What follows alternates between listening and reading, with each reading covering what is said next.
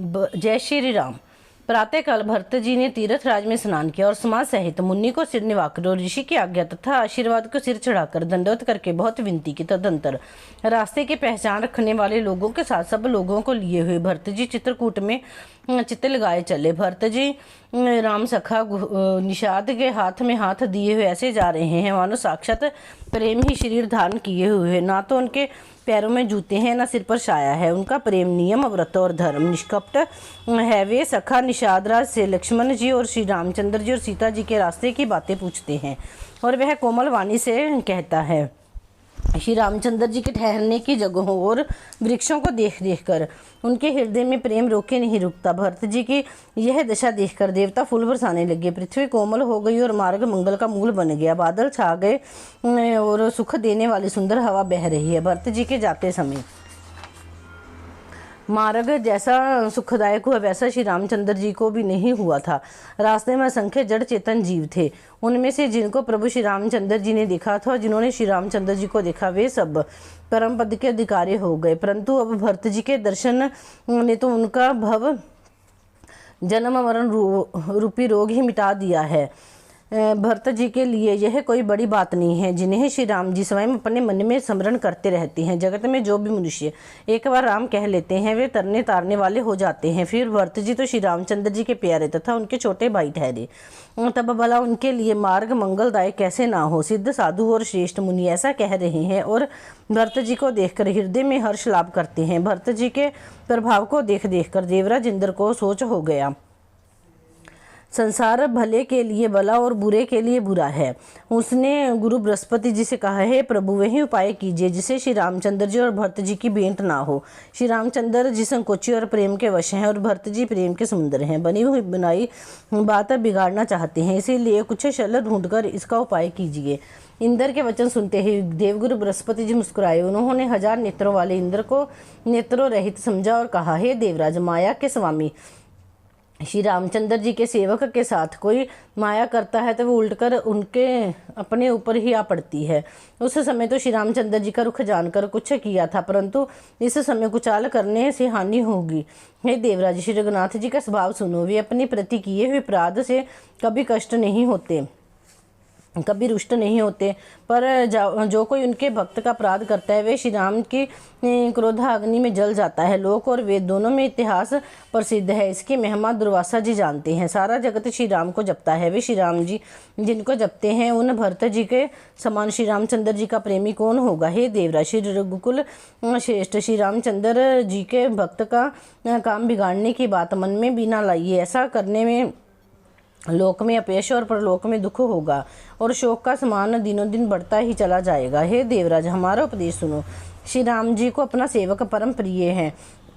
वे अपने सेवक की सेवा से सुख मानते हैं और सेवक के साथ वैर रखने वालों से बड़ी वैर मानते हैं। यद्यपि वे सम हैं, उनमें ना राग है ना रोष है और ना वे किसी का पुण्य पाप और गुण दोषी ग्रहण करते हैं। उन्होंने विश्व के कर्मों का प्रदान कर रखा है। जो जैसा करता है वे वैसा ही फल भोगता है। तथापि वे भक्त और भक्त के हृदय के अनुसार सम और विषम व्यवहार करते हैं। प्रेम से गले लगा लेते हैं और भक्त को मारकर तार देते हैं। गुना रहित, निर्लेप, मान रहित और सदा एक रस भगवान श्री राम भक्त के प्रेम वश हो सगुन हुए हैं। श्री राम जी सदा अपने सेवा की रुचि रखते आए हैं। वेद पुराण साधु और देवता इसके साक्षी हैं। ऐसा हृदय में जानकर कुटिलता छोड़ दो और भरत जी के चरणों में सुंदर प्रीति करो। हे देवराज इंद्र, श्री रामचंद्र जी के भक्त सदा दूसरों के हित के में लगे रहते हैं, दूसरों के दुख से दुखी और दयालु होते हैं। फिर भरत जी तो भक्तों के शिरोमणि और उनके बिल्कुल ना डरो। प्रभु श्री रामचंद्र जी ये सत्य प्रतिज्ञा और देवताओं का हित करने वाले हैं और भरत जी श्री राम जी की आज्ञा के अनुसार चलने वाले हैं। तुम व्यर्थ ही स्वार्थ के विशेष वश होकर व्याकुल हो रहे हो, इसमें भरत जी का कोई दोष नहीं है, तुम्हारा ही मोह है। देवगुरु बृहस्पति जी के श्रेष्ठ वाणी सुनकर इंद्र के मन में बड़ा आनंद हुआ और उनकी चिंता मिट गई। वह हर्षित होकर देवराज फूल बरसाकर भरत जी के स्वभाव की सराहना करने लगी। इस प्रकार भरत जी मार्ग में चले जा रहे हैं। उनकी दशा देखकर मुनि और सिद्ध लोग भी सिहाते हैं। भरत जी जब भी राम कहकर लंबी सांस लेते हैं तभी मानो चारों ओर प्रेम उमड़ पड़ता है। उनके प्रेम और दीनता से पूर्ण वचनों को सुनकर वज्र और पत्थर भी पिघल जाते हैं। अयोध्या वासियों का प्रेम कहते नहीं बनता। बीच में निवास करके भरत जी यमुना जी के तट पर आए। यमुना जी का जल देखकर उनके नेत्रों में जल भर आया। श्री रघुनाथ जी के रंग का सुंदर जल देखकर सारे समाज सहित भरत जी श्री राम जी के विरह रूपी समुद्र में डूबते डूबते विवेक रूपी जहाज पर चढ़ गए। यमुना जी का श्याम वरण जल देखकर सब लोग श्याम वरण भगवान के प्रेम में विफल हो गए और उन्हें ना पाकर विरह अवस्था से पीड़ित हो गए। तब भरत जी को यह ध्यान आया कि जल्दी चलकर उनके साक्षात दर्शन करेंगे। इसे विवेक से वे फिर उत्साहित हो गए। उस दिन यमुना जी के किनारे निवास किया। समयानुसार सबके लिए खान पान आदि की सुंदर व्यवस्था हुई। रात ही रात में घाट की घाट अगणित नावें वहां आ गई और जिनका वर्णन नहीं किया जा सकता। सवेरे एक ही खेवे में सब लोग पार हो गए और श्री रामचंद्र जी के सखा निषादराज की इस सेवा से संतुष्ट हुए। फिर स्नान करके और नदी को सिर निभाकर निषादराज के साथ दोनों भाई चले। आगे अच्छी अच्छी सवारियों पर श्रेष्ठ मुनि और उनके पीछे सारा समाज जा रहा है। उनके पीछे दोनों भाई बहुत सादे भूषण वस्त्र और वेश से पैदल चले जा रहे हैं। सेवक मित्र और मंत्री के पुत्र उनके साथ हैं। लक्ष्मण सीता जी और श्री रघुनाथ जी का स्मरण करते जा रहे हैं। जहाँ जहाँ श्री राम जी ने निवास और विश्राम किया था वहाँ वहाँ वे प्रेम सहित प्रणाम करते हैं। मार्ग में रहने वाले स्त्री पुरुष सुनकर घर और काम काज छोड़कर दौड़ पड़ते हैं और उनके सौंदर्य और प्रेम को देखकर वे सब जन्म लेने का फल पाकर आनंदित होते हैं। गांवों की स्त्रियां एक दूसरे से प्रेम पूर्वक कहती हैं, सखी ये राम लक्ष्मण है कि नहीं? है सखी, इनकी अवस्था शरीर और रंग रूप तो वही है, शील स्नेह उनके सदृश है और चाल भी उन्हीं के समान है। परंतु हे सखी, इनका ना तो वह वेश है, ना सीता जी ही संग है और इनकी आगे चतुरंगनी सेना चल रही है। फिर इनके मुख प्रसन्न नहीं है, इनके मन में खेद है। हे सखी, इसी भेद के कारण संदेह होता है। उसका तर्क अन्य स्त्रियों के मन भाया। तब कहती हैं कि इसके समान सियानी चतुर कोई नहीं है। उसकी सराहना करके और तेरी वाणी सत्य है। सब प्रकार उसका सम्मान करके दूसरी स्त्री मीठे वचन बोली। श्री राम जी के राज तिलक का आनंद जिस प्रकार से भंग हुआ था वह सब कथा प्रसंग प्रेम पूर्वक कहकर फिर भरत जी के शील और स्नेह और सौभाग्य की सराहना करने लगी। वह बोली, देखो ये भरत जी पिता के दिए हुए राज्य को त्याग कर पैदल चलते हैं और फिर फलाहार करते हुए श्री राम जी को मनाने के लिए जा रहे हैं। इनके समान आज कौन है? भरत जी का भाईपन भक्ति और उनके आचरण कहने और सुनने से दुख और दोषों के हरने वाले हैं। हे सखी, उनके संबंध में जो कुछ भी कहा जाए वह थोड़ा है। श्री रामचंद्र जी के भाई ऐसे ही क्यों ना हो। छोटे भाई शत्रुघ्न सहित भरत जी को देखकर हम सब भी आज धन्य स्त्रियों की गिनती में आ गई। इस प्रकार भरत जी के गुण सुनकर और उनकी दशा देखकर स्त्रियां पछताती हैं और कहती हैं, यह पुत्र के कई जैसी माता के योग्य नहीं है। कोई कहती है इसमें रानी का भी दोष नहीं है, ये सब विधाता ने ही किया है जो हमारे अनुकूल है। कहा तो हम लोक और वेद दोनों की विधि से हीन, कुल और कुरतूत दोनों से मलिन तुच्छ स्त्रियां और जो बुरे देश और बुरे काम में बसती हैं और नीची स्त्रियां हैं। और कहाँ यह महान पुण्य का परिणाम स्वरूप इनका दर्शन ऐसा ही आनंद और आश्चर्य गांव गांव में हो रहा है मानो भूमि में कल्प वृक्ष उग गए हों। भरत जी का स्वरूप देखते ही रास्ते में रहने वाले लोगों को भाग्य खुल गए। मानो दैव योग से सिहिल द्वीप के बसने वालों को तीर्थराज प्रयाग सुलभ हो गया हो। इस प्रकार अपने गुणों सहित श्री रामचंद्र जी के गुणों की कथा सुनते ही श्री रघुनाथ जी को स्मरण हुआ कि भरत जी चले जा रहे हैं और वे तीर्थ देखकर स्नान और मुनियों के आश्रय तथा देवताओं के मंदिर देखकर प्रणाम करते हैं और मन ही मन यह वरदान मांगते हैं कि श्री सीताराम जी के चरण कमलों में प्रेम हो। मार्ग में भील, कोल आदि वनवासी तथा वानप्रस्थ ब्रह्मचारी सन्यासी और विरक्त मिलते हैं। उनमें जिससे प्रणाम करके पूछते हैं कि लक्ष्मण जी, सीता जी और राम जी किस वन में हैं। वे प्रभु के सब समाचार कहते हैं और भरत जी को देखकर जन्म का फल पाते हैं। जो लोग कहते हैं कि हमने उनकी कुशल पूर्वक देखा है, उनको यह श्री राम लक्ष्मण के समान ही प्यारे मानते हैं। इस प्रकार सबसे सुंदर वाणी से पूछते हैं और श्री रामचंद्र जी के वनवास की कहानी सुनते जाते हैं।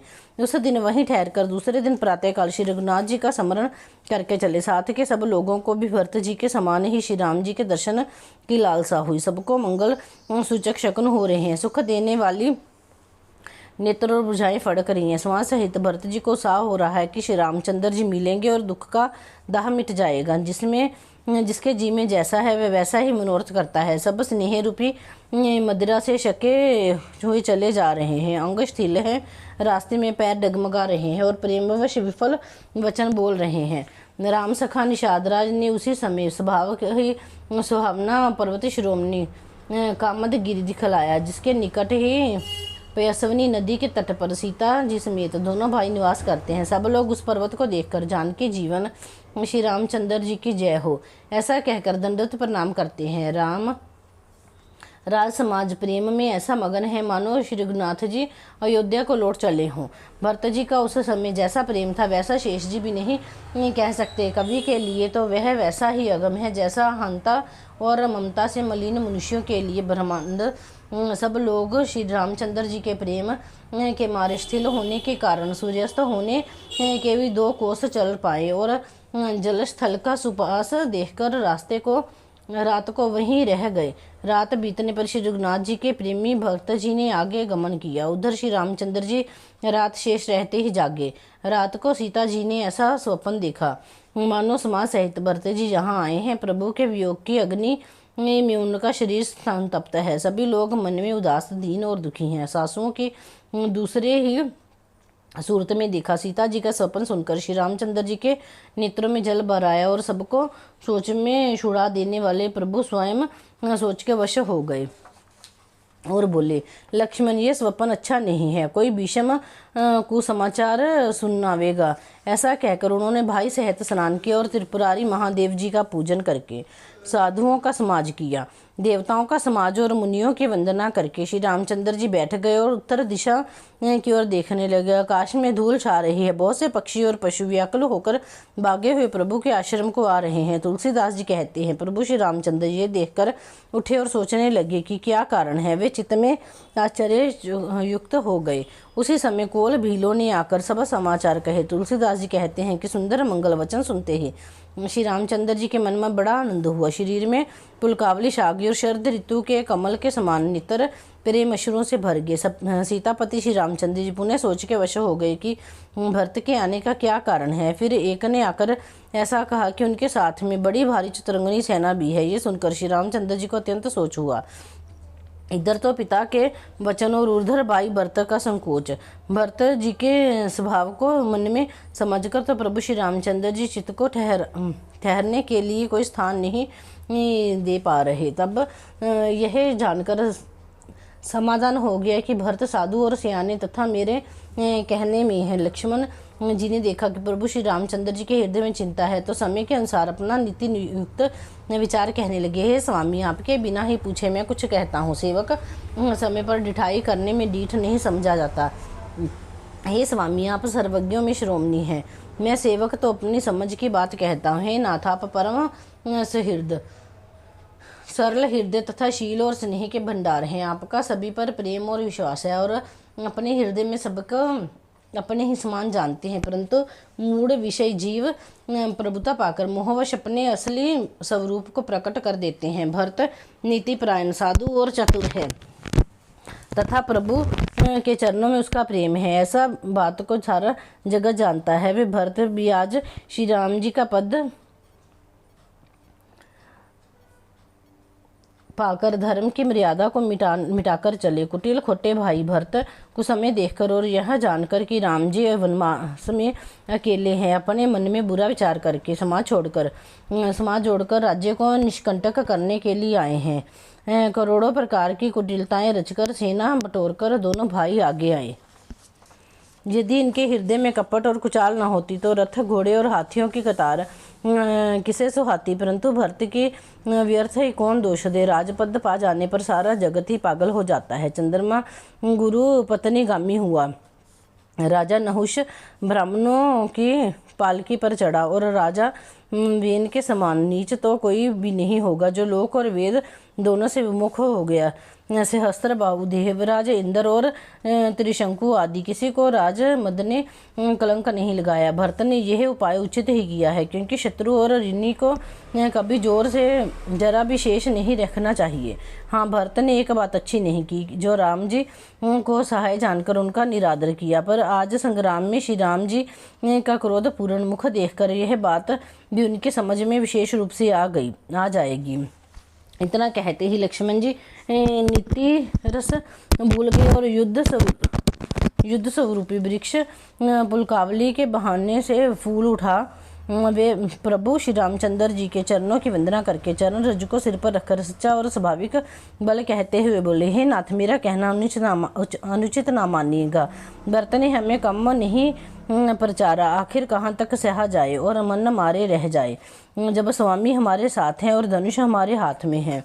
क्षत्रिय जाति रघुकुल में जन्म और फिर श्री राम जी का अनुगामी हूँ, यह जगत जानता है।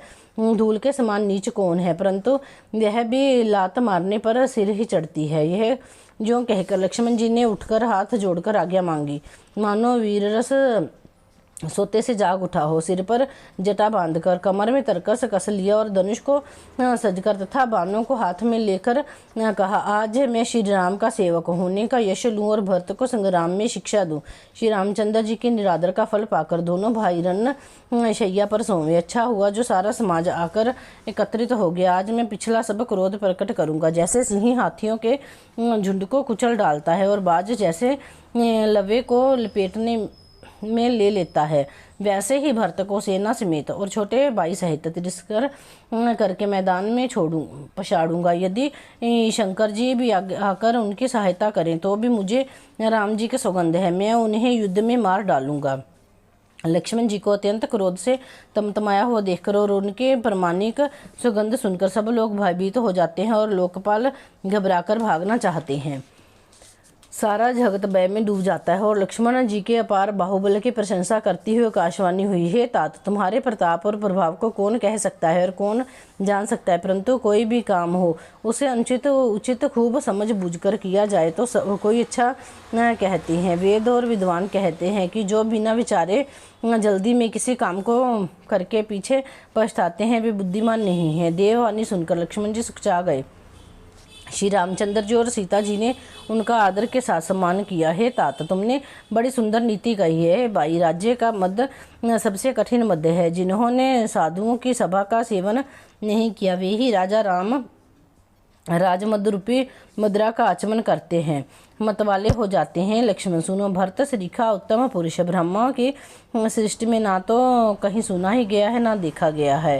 अयोध्या राज्य की तो बात ही क्या है। ब्रह्मा विष्णु और महादेव का पद पाकर भी भरत को राज्य का मद नहीं होने का कभी कांजी की बूंदों से क्षीर समुद्र नष्ट हो सकता है। अंधकार चाहे तरुण सूर्य को निगल जाए, आकाश चाहे बादलों में समाकर मिल जाए, गो के खुर इतने जल में अगस्त्य जी डूब जाए और पृथ्वी चाहे अपनी स्वाभाविक क्षमा को छोड़ दे, मच्छर की फूंक से चाहे समीरू उड़ जाए, परंतु हे भाई, भरत को राजपद कभी नहीं हो सकता है। राजमद कभी नहीं हो सकता है। लक्ष्मण, मैं तुम्हारी शपथ और पिताजी की सुगंध खाकर कहता हूँ, भरत के समान पवित्र और उत्तम भाई संसार में नहीं है। हे तात, गुण रूपी दूध और अवगुण रूपी जल को मिलाकर विधाता इस दृश्य प्रपंच को रचता है, परंतु भरत ने सूर्यवंश रूपी तालाब में हंस रूप जन्म लेकर गुण और दोष का विभाग कर दिया है।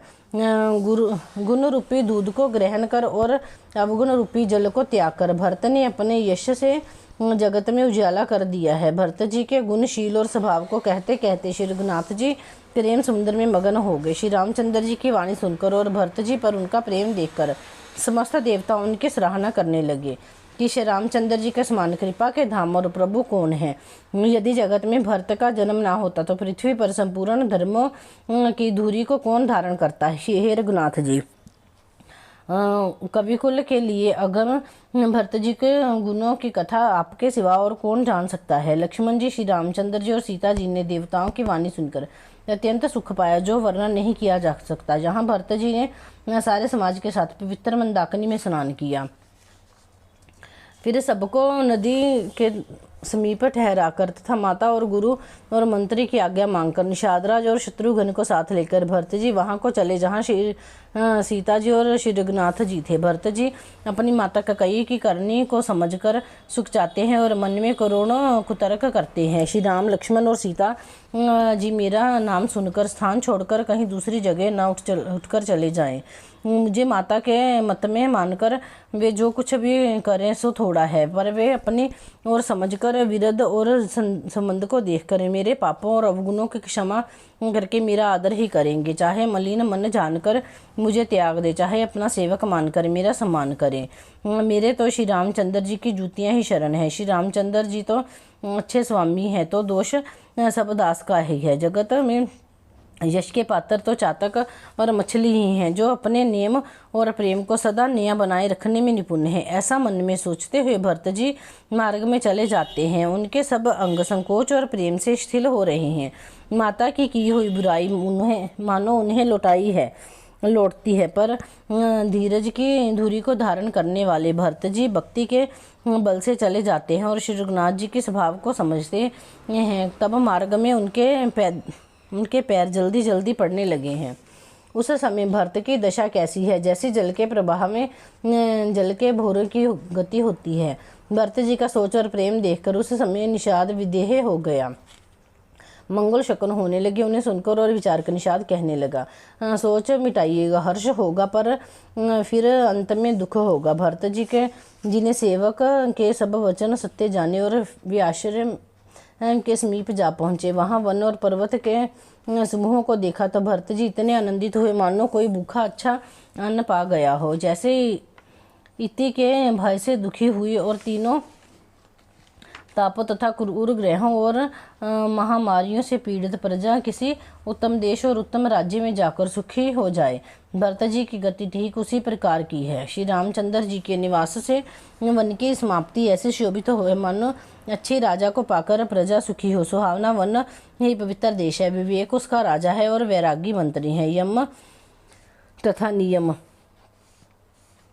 योद्धा हैं। पर्वत राजधानी है। शांति तथा सुबुद्धि दो सुंदर पवित्र रानियां हैं। वह श्रेष्ठ राजा राज्य के सब अंगों से पूर्ण है। श्री रामचंद्र जी के चरणों के आश्चर्यित होने से उनके चित्त में चाव है। मोह रूपी राजा को सेना सहित जीतकर विवेक रूपी राजा निष्कंटक राज्य कर रहा है। उसके नगर में सुख संपत्ति और सुकाल वर्तमान है। वन रूपी प्रांतों में जो मुनियों के बहुत से निवास स्थान है, वहीं मानो शहरों, नगरों और गांवों और खेड़ों का समूह है। बहुत से विचित्र पक्षी और अनेकों पक्षु ही मानो प्रजाओं का समाज है, जिसका वर्णन नहीं किया जा सकता। गेंडा, हाथी, सिंह, बाघ, सुअर, भैंसे और बैलों को देखकर राजा के साज को सराहते ही बनता है। ये सब आपस का वैर छोड़कर जहाँ तहाँ एक साथ विचरते हैं। यही मानो चित्रंगनी सेना है। पानी के झरने झरझर रहे हैं और मतवाले हाथी चिंगाड़ रहे हैं। वे ही मानो वहाँ अनेकों प्रकार के नगाड़े बजा रहे हैं। चकवा, चकोर, पपीहा, तोता तथा कोयल के समूह और सुंदर हंस प्रसन्न मन से गूंज रहे हैं। बोरों के समूह गुंजार कर रहे हैं और मोर नाच रहे हैं। मानो उस अच्छे राज्य में चारों ओर मंगल हो रहा है। बेल, वृक्ष तथा तृण सब फल और फूलों से युक्त हैं। सारा समाज आनंद और मंगल का मूल बन रहा है। श्री राम जी के पर्वत की शोभा देखकर भरत जी के हृदय में अत्यंत प्रेम हुआ। जैसे तपस्वी नियम की समाप्ति होने पर तपस्या का फल पाकर सुखी होता है। जय श्री राम। मास प्रायण 20वां विश्राम। नवम प्रायण 5